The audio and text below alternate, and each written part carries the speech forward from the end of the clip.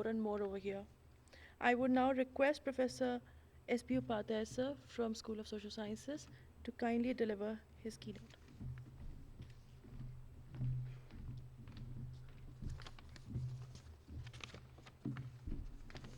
uh, Friends on the dais and friends in the audience, uh, एक चीज़ से शुरू करना चाहता हूँ. वो कार्ल मार्क्स ने कहीं लिखा था कि जो human being and non human being के बीच में डिफरेंस दिखाने के लिए, तो उन्होंने कहा कि मकड़ी एक बहुत अच्छा जाला बुन सकती है, बहुत ही refined, very nice, very fine. और इतना अच्छा वो होता है कि कोई अच्छा से अच्छा बुनकर भी वैसा जाला नहीं बुन सकता. लेकिन अच्छे से अच्छा मकड़ी जो जाला बुनती है और बुरा से बुरा बुनकर जो जाला बुनता है, उसमें अंतर ये है कि बुनकर पहले जाला अपने दिमाग में बुनता है और उसके बाद वो करघे पे बुनता है. So this is the difference, because the human beings imagine the things first before putting it into action. Similarly, nation is an imagined thing. It is first created in the mind before being created on the ground. और ये चीज़ मैं इसलिए ला रहा हूँ क्योंकि ऐसा नहीं था कि राष्ट्र हमेशा से मौजूद था, क्योंकि मेरा टॉपिक है कि representations of nations in colonial India. So I want to put across how nation was created in a century period, in a century's time, and it did not always exist. Nation is a modern creation. So, and I'll give you some examples for that. What is a nation?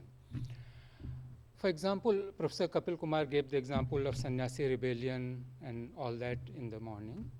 Very true. All this kind of resistance had been existing against the British, against any intruder, against any invader. There had been resistance. लेकिन जब when Sannyasi revolt was going on, even people in UP or Bihar, or maybe in Bihar they might have reacted to that, but people in Maharashtra never reacted to Sannyasi rebellion. They did not even know about that during that period. Later they came to know through this whole process of nationalist creation.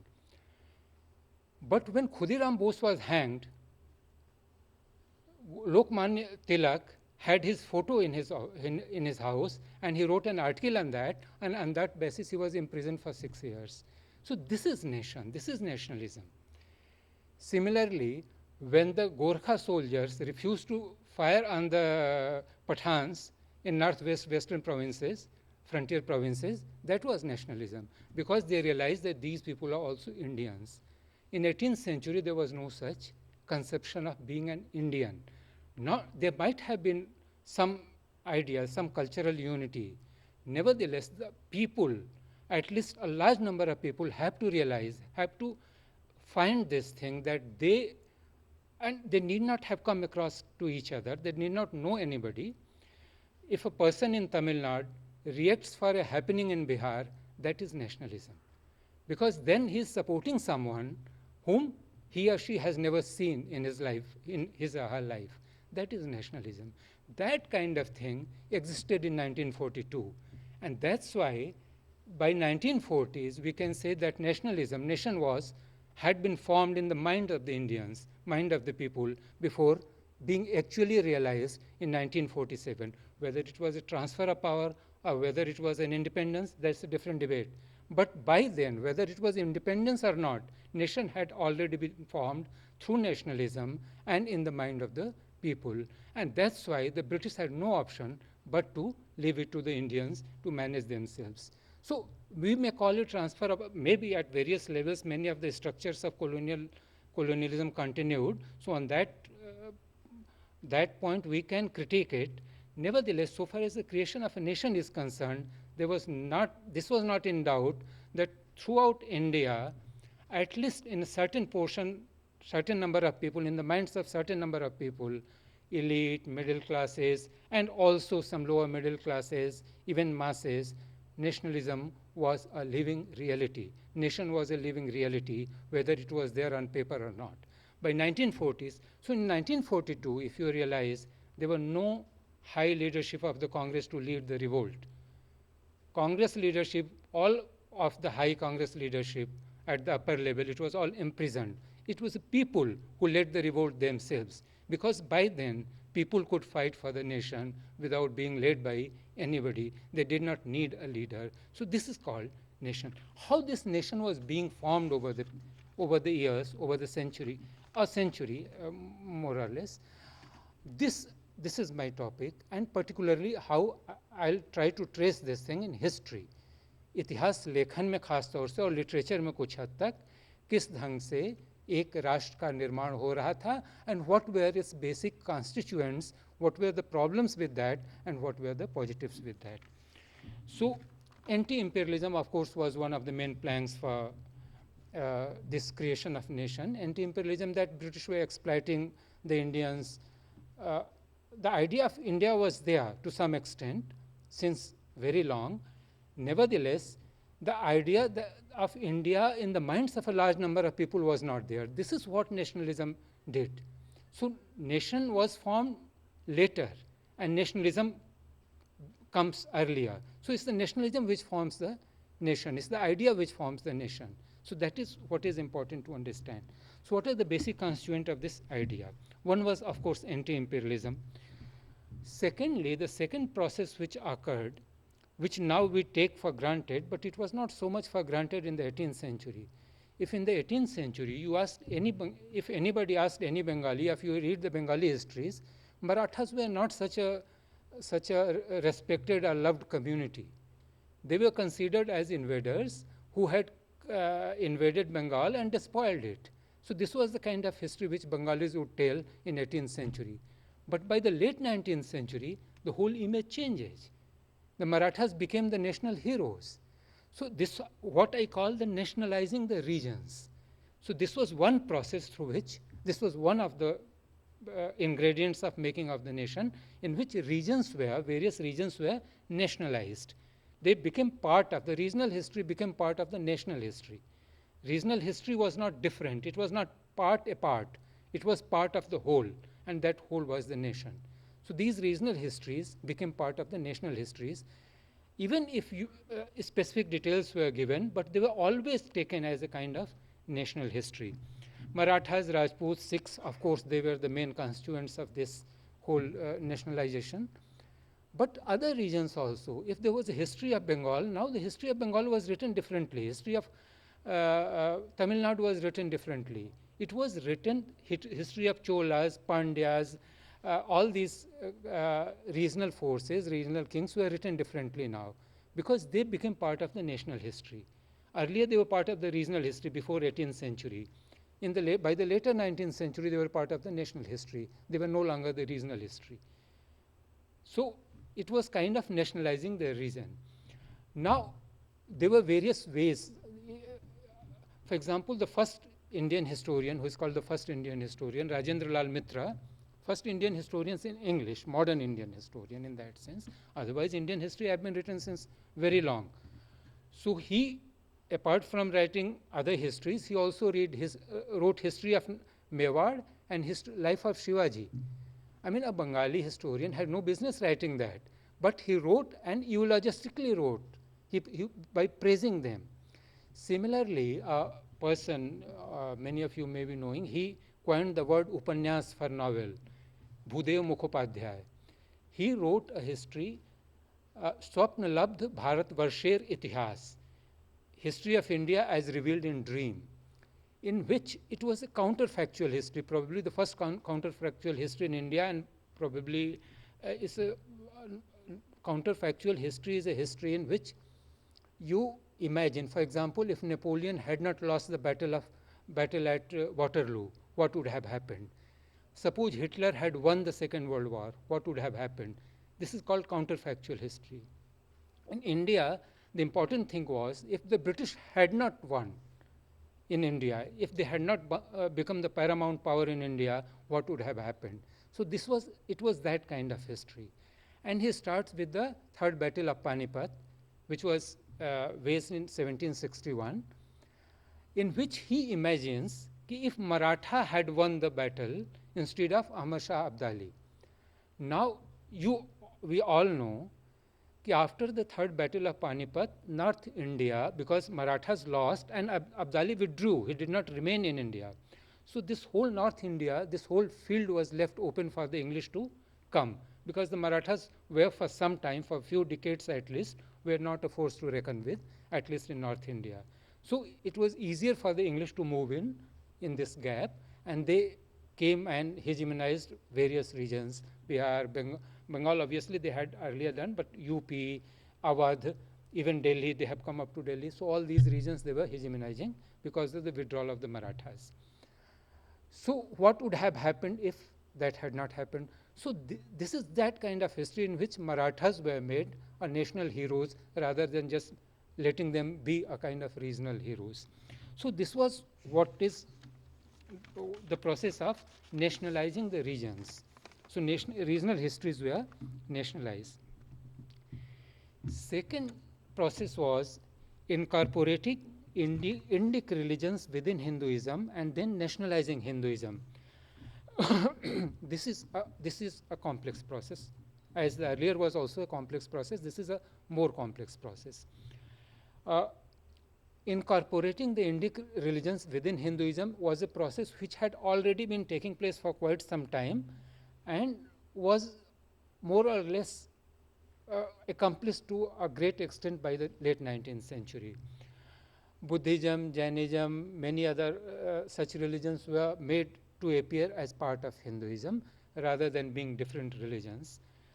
Secondly, even the bitter conflict in the medieval times between the Shaivas, Vaishnavas and Shaktas, that was also from 16th century onward. There was a synthesizing trend, a syncretic trend which was taking place, which by the 19th century had covered over all those things. So this incorporation of Indic religions within Hinduism had already been accomplished to a large extent.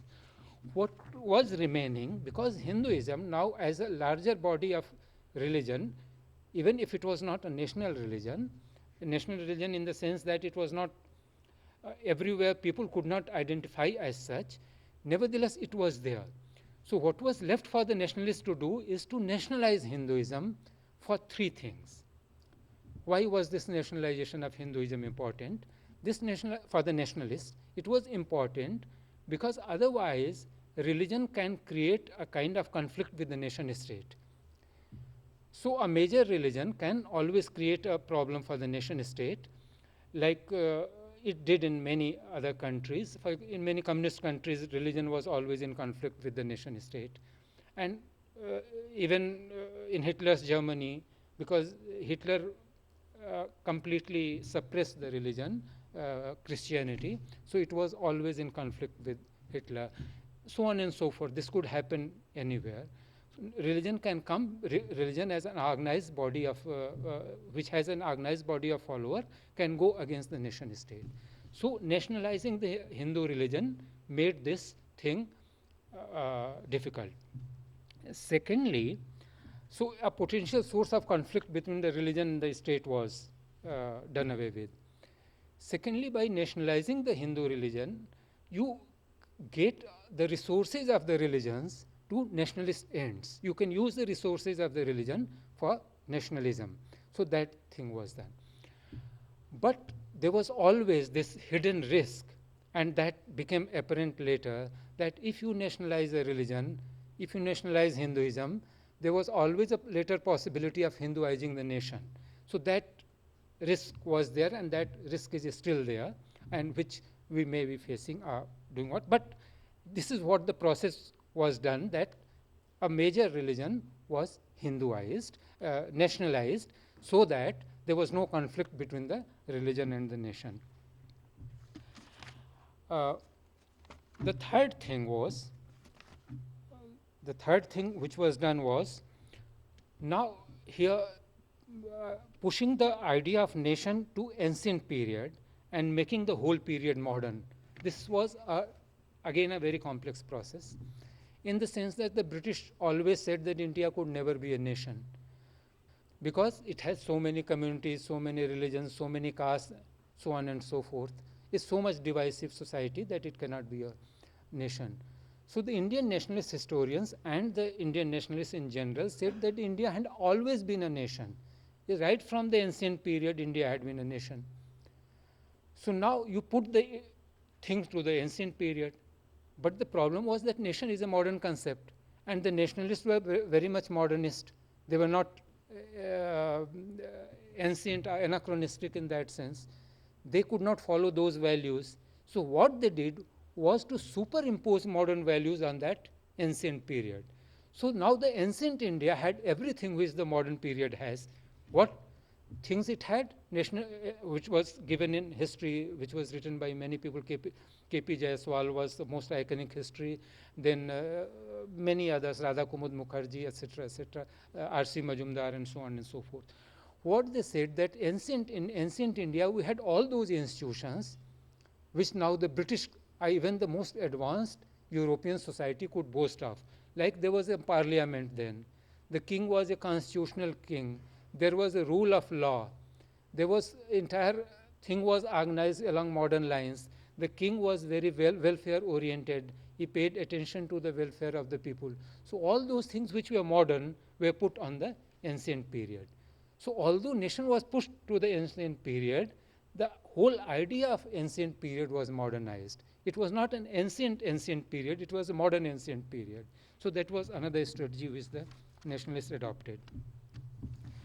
Now, with this, because the modern, the best, the most powerful modern nation, the most modern nation, Britain, one of the important things it had was empires.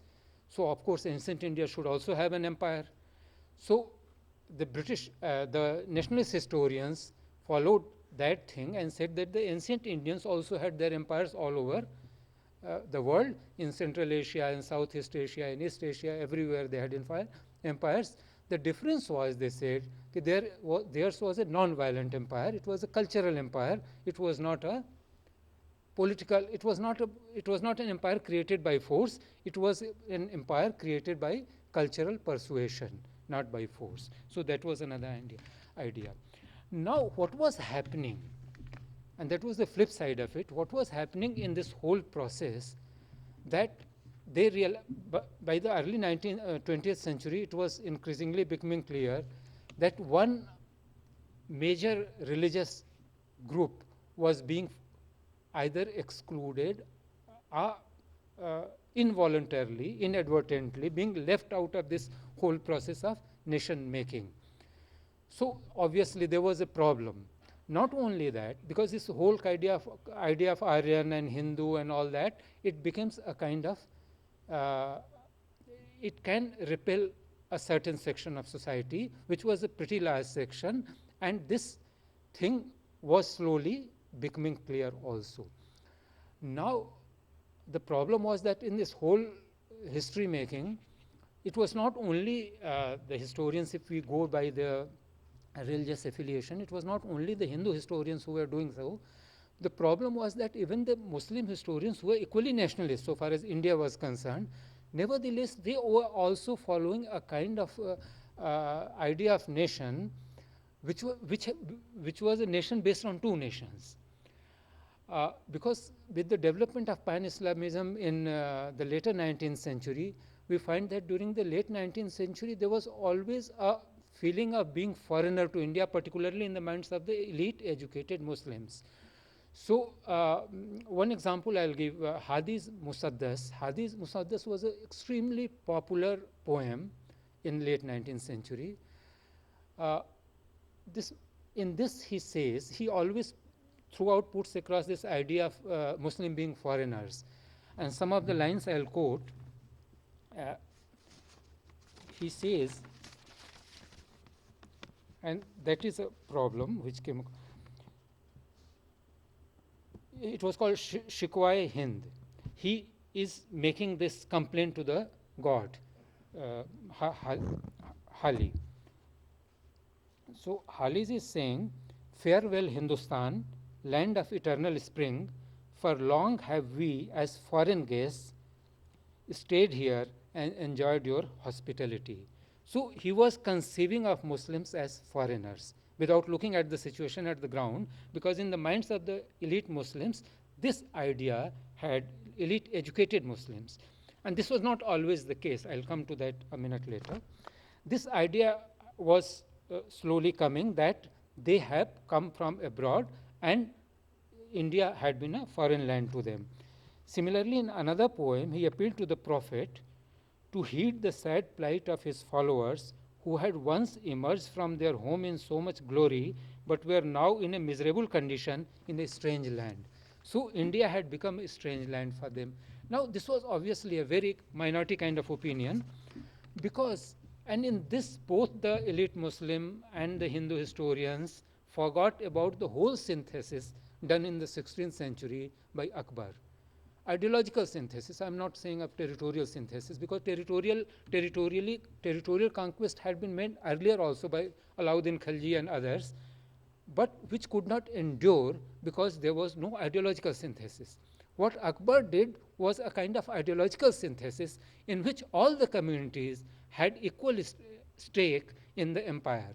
So that Mughal imperial idea was not a imperial idea based on religion, it was an imperial idea based on nation, not nation in that sense, but on a territory, a particular place. So India, even in the histories written during Mughal times, in most of the Mughal histories, India comes.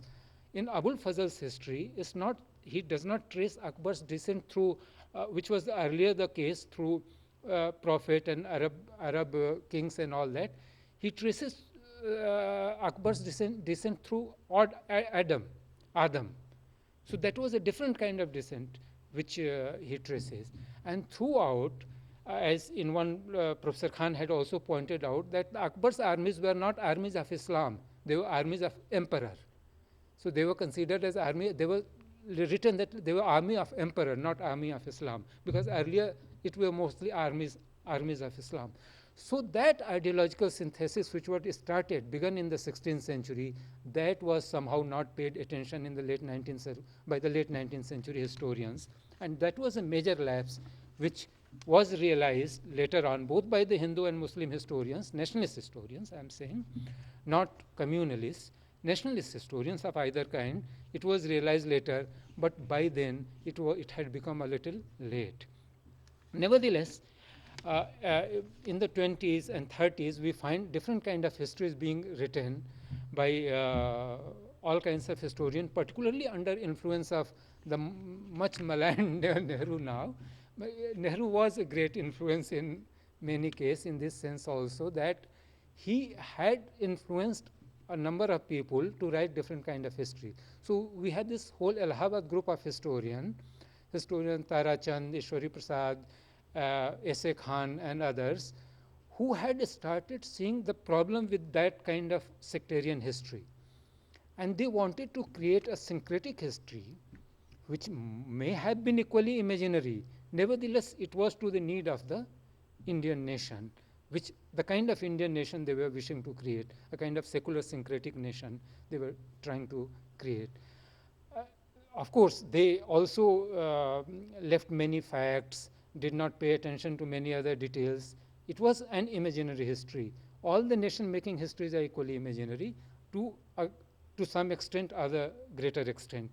It's emphasis which varies. So that kind of history came up, and it also became dominant, particularly post-partition period, post-independence period. But by then, we had already had a major tragedy of partition, so many deaths, lakhs of people were killed, and then after that, it was okay to do this. Nevertheless, after that, there was another problem to which I am not going to that. What I am trying to say that the nation was created, a particular kind of nation was created by the nationalist histories and nationalist literature and all kinds, in which a certain shifts had occurred. Earlier, it was more kind of divisive, not exactly divisive, but kind of sectarian emphasis was there. Later on, the emphasis became more syncretic. But in the nationalism as a whole, in the nationalist histories as a whole, this kind of dilemma remained between syncretism and sectarianism, between past and present, between fact and fiction, between real and imaginary. This kind of dilemma ambivalence remained throughout. And nevertheless, our kind of nation was created on the basis, and many of the histories we know, history of the nation we know now is part of that period, that 1 century period in which these national histories were created, of which we are partaking now. So obviously, this nation had a basis in its history, which was written during that period. This has been my limited topic. So thank you very much.